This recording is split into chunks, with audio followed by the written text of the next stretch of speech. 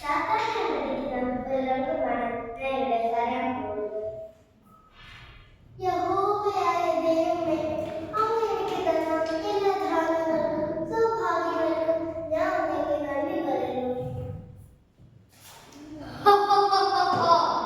ഇവൻ ദൈവത്തിന്റെ പ്രിയപ്പെട്ട ദാസൻ. ഇവനെ ഞാൻ എന്റെ ദാസനാക്കി മാറ്റും. ഇവൻ ഇവന്റെ ദൈവത്തെ തള്ളിപ്പറയും.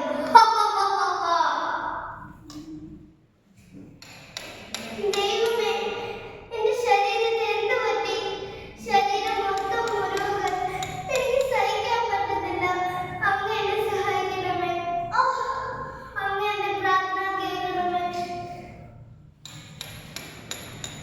നാണല്ലേ ജോബേ, നീ ഇപ്പോഴും അവനെ വാഴ്ത്തി പറയുന്നു. നിന്നെ രക്ഷിക്കാൻ ആരും വരില്ല. ഞാൻ നിന്നെ രക്ഷിക്കാം. ഇല്ല, ഞാൻ എന്റെ ദൈവത്തെ തള്ളി പറയില്ല. എല്ലാം അവിടുത്തെ ദാനം. ദൈവം തന്നു, ദൈവം എടുത്തു. ദൈവത്തിന്റെ നാമം മഹത്വപ്പെടട്ടെ. നാണല്ലേ മനുഷ്യ, ദൈവം ഭക്തിയും വിളിച്ചുകൊണ്ടിരുന്നു. ഞാൻ പോവാ.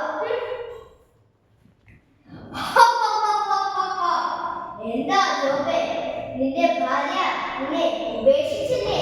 നിന്റെ മക്കൾ നിന്നെ വലിച്ചെറിഞ്ഞില്ലേ?